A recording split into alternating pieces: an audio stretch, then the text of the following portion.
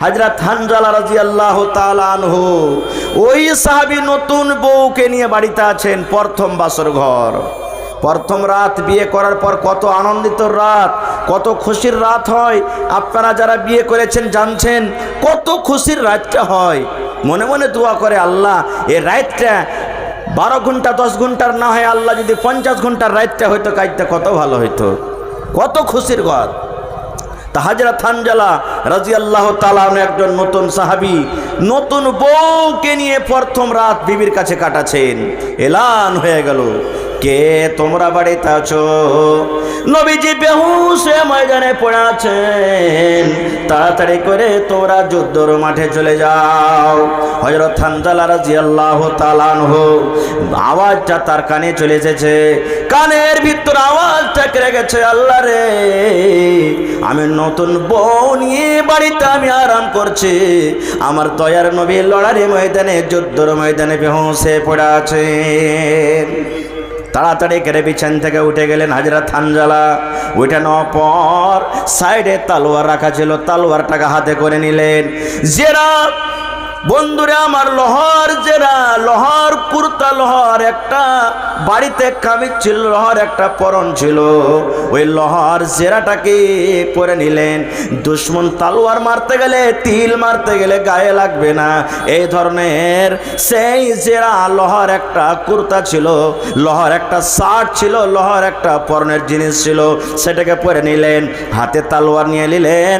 Baby চিন্তায় চিন্তিত, মাবুদ নতুন বউ হয়ে বাড়িতে এসেছি, স্বামী আমার হটপট করে তাড়াতাড়ি করে বিছান থেকে কেন উঠে গেলেন? আমি কি ভুল করে দিলাম? আমার দ্বারাতে কোন এমন ভুল হয়ে গেল মাবুদ রে?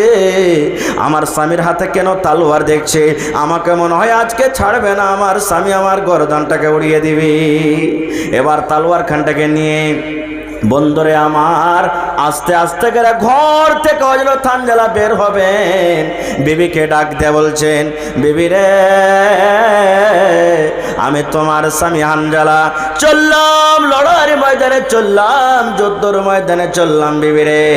আমার নবী বেহুশে লড়াইয়ের ময়দানে, যুদ্ধের ময়দানে বেহুশে নবী পড়ে আছেন, রক্তে রক্তিত হয়ে গেছে।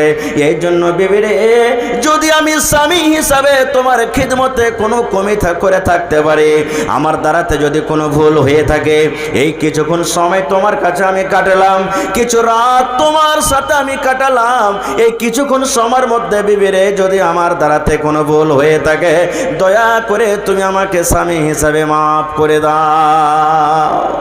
এই সালাম মুসাফা করে বের হন। এবার হযরত হানজালা রাদিয়াল্লাহু তাআলা আনহুর স্ত্রী নতুন বউ চট করে হাত কান্দরে বলছে, স্বামী গো এখনো আপনি আমাকে ভালোভাবে দেখেননি, আপনাকে আমি ভালোভাবে দেখিনি। আমি একটা মদিনার মধ্যে সুন্দর নারী, সুন্দর একটা বেটি ছেলে, আপনার বাড়িতে বউ হয়ে যাচ্ছি, নারী হয়ে স্ত্রী হয়েছে যে গো স্বামী, একটুখানি দাঁড়ান, আধ ঘন্টা পর যায়েন, 1 ঘন্টা পর যায়েন, একটুখানি আপনি দাঁড়ান, তারপর আপনি যুদ্ধর ময়দানে চলে যান, আপনাকে আর বাধা করব না। হযরত হানজালা বলছেন, বিবি রে 1 মিনিট আমি আর তোমার কাছে সময় দিতে পারবো না। কেন না বিবি রে, এই যে আমি তোমার সামনে যে দাঁড় হয়ে আছি, আমার মধ্যে যে রূহ আছে, যে জানখানা আছে, এটা তোমার নয়, এটা আমার নয়, কারণ আল্লাহ তাবারাক ওয়া তাআলা জান্নাতের বিনিময়ে আমার জানখানা আল্লাহর রাহে বিক্রি হয়ে গেছে। আল্লাহ আমার জানখানাকে টেনে নিয়েছে। আমার নবী যুদ্ধর ময়দানে, লড়াইয়ের ময়দানে নবীজি পেরেশান আছেন, বেহুশে পড়ে আছেন, আর তোমার সাথে আমি সময় কাটাবো, আল্লাহ রাব্বুল আলামিন আমাকে ক্ষমা করবেন না। এই জন্য বিবি রে চললাম চললাম চললাম চললাম, আমি লড়াইয়ের ময়দানে আমি চলে গেলাম।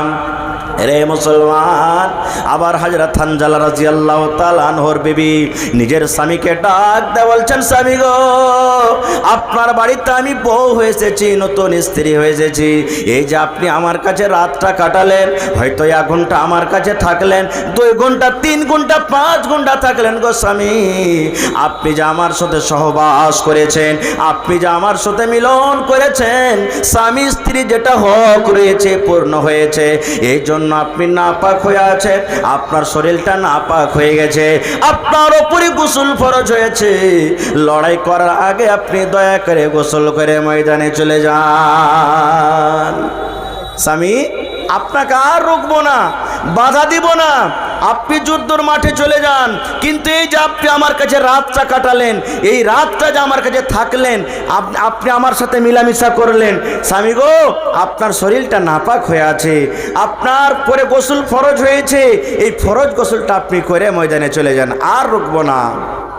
হ্যাঁ ইমানদার ভাইরা, হযরত হানজালা রাদিয়াল্লাহু তাআলা আনহু বিবিকে বলছে, বিবি রে, আমি জানি তোমার সাথে আমি মিলন করেছে, সহবাস করেছি রে বিবি, আমার উপরে গোসল ফরজ হয়েছে, আমার শরীরটা নাপাক হয়ে আছে। কিন্তু বিবি রে শুনে নাও, আমি যদি এখন গোসল করতে চলে যাই, গোসল করতে হয়তো 10 মিনিট সময় লাগতে পারে, 15 মিনিট লাগতে পারে, 20 মিনিট সময় লাগতে পারে।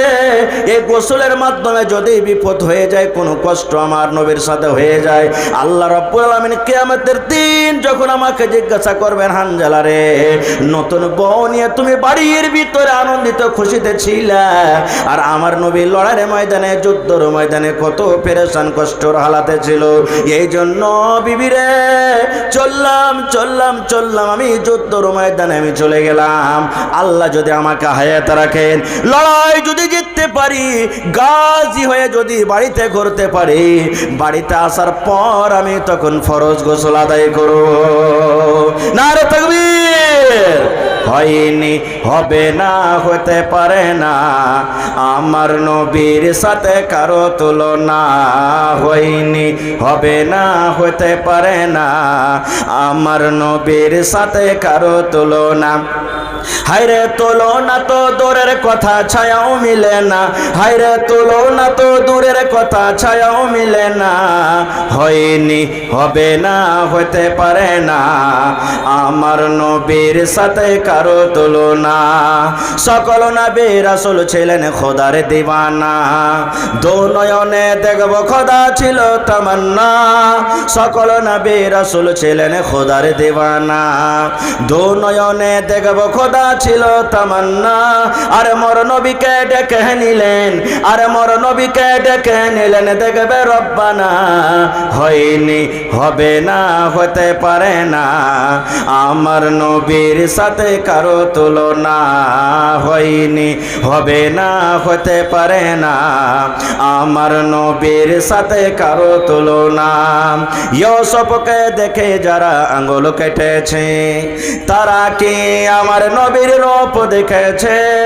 ইউসুফকে দেখে যারা আঙ্গুল কেটেছে, তারা কি আমার নবীর রূপ দেখেছে?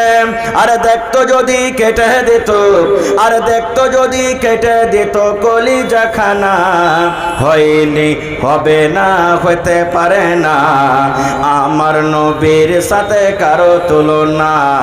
হয়নি, হবে না, হতে পারে না, আমার নবীর সাথে কারো তুলনা। যার শানে আল্লাহ তাআলা করলেন ঘোষণা, খলকে আজিম আমার শাহে মদিনা।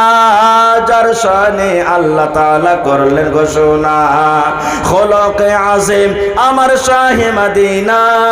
মুসলমানে নবী ছাড়া কিছুই মানে না, মুমিনে কোরআন ছাড়া কিছুই বোঝে না।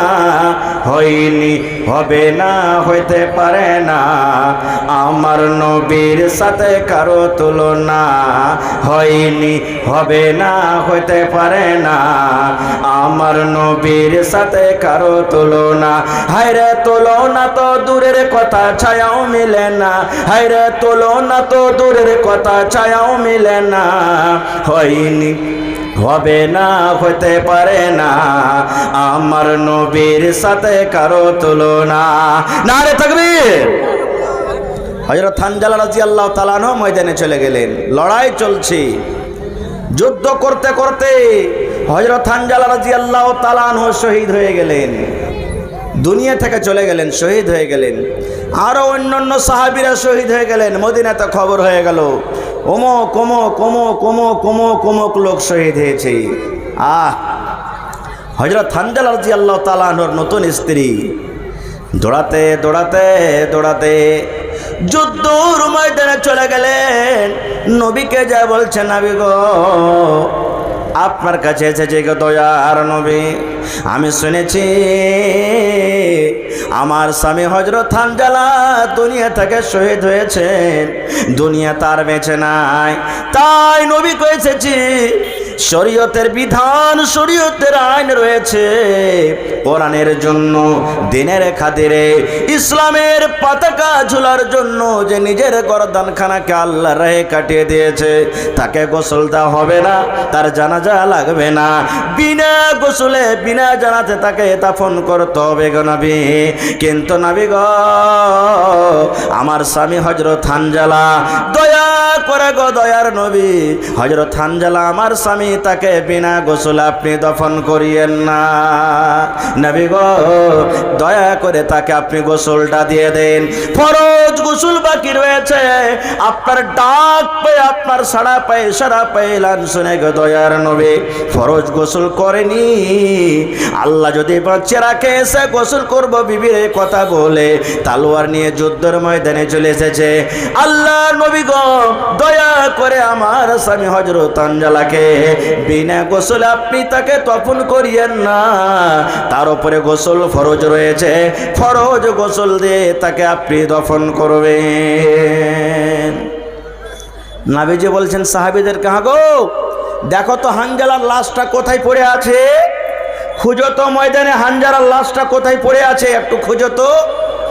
সাহাবায়ে কেরাম খুঁজতে লাগলেন, গোটা ময়দানে চূর্ণমূর্ণ করে খোঁজা হলো রে মুসলমান, কিন্তু হযরত হানজালার লাশ খুঁজে পাওয়া যায় না।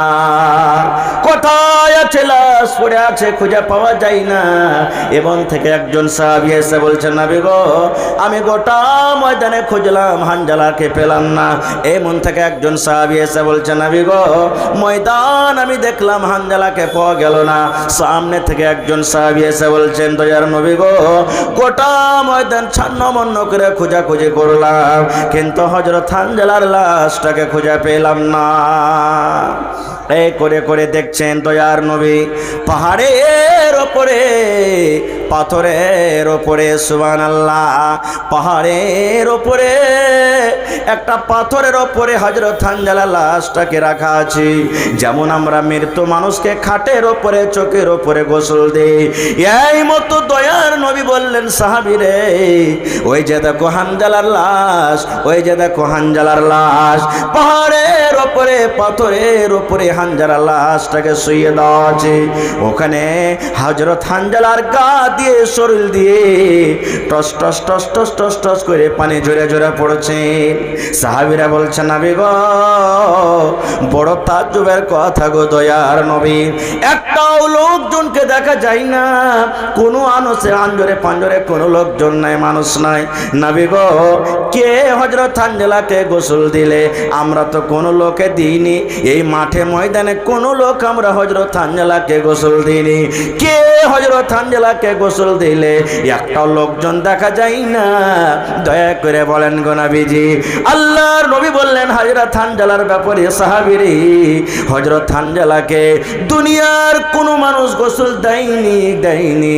আল্লাহ রাব্বুল আলামিন হযরত হানজালার কাজটাকে পছন্দ করেছেন, হযরত হানজালার কামটাকে আল্লাহ এত ভালোবেসেছেন, ভালোবাসা দেখায় তার আমলটাকে আল্লাহ এত পছন্দ করেছেন যে দুনিয়ার কোনো মানুষ হযরত হানজালাকে গোসল দেয়নি রে, হযরত হানজালাকে আল্লাহর ফেরেশতারা গোসল দিয়েছেন।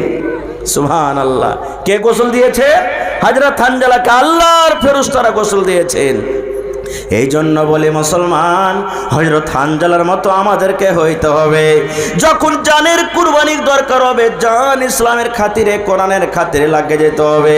যখন মালের দরকার হবে, মালের কুরবানি আমাদেরকে ইসলামের খাতিরে, কোরআনের জন্য করতে হবে, নবীর জন্য করতে হবে। এই জন্য আল্লাহ রাব্বুল আলামিন বলেন, দুনিয়ার মানুষ রে মুমিন, তোমরা শুনে নাও, এই যে তোমার কাছে জান রয়েছে, যে জানের তুমি মালিক, বলছো এই জানের মালিক আমি। আল্লাহ বলছে বলছেন এই জানের মালিক তুমি নও, তুমি নও। এই যে তুমি মালের মালিক বলো, এই যে মাল জমি জায়গা বাড়ি ঘর তোমার কাছে আছে রে বান্দা, এ বাড়ি ঘরেরও মালিক তুমি নও। কেন? আমি আল্লাহ বলেন, এরে পৃথিবীর মুমিন শুনে নাও, যে জান মাল তোমার কাছে আছে, সেই মাল সেই জান তুমি আমার কাকে দিয়েছো, আর আমি আল্লাহ রাব্বুল আলামিন তার বিনিময়ে তোমাদেরকে জান্নাত দান করেছি। ভাই আমার, সময় আপনাদের বেশি নিব না, আর আল্লাহ বাচ্চা রাখে, ইনশাল্লাহ আবার কোনোদিন বলবো। এলাকাতে আমার শুনতে আছেন মাঝে মাঝে যেখানে সেখানে, আজকে জালসাতে খুব বড় বড় ওলামায়ে কেরাম এসেছেন, তারাকে শুনতে হবে।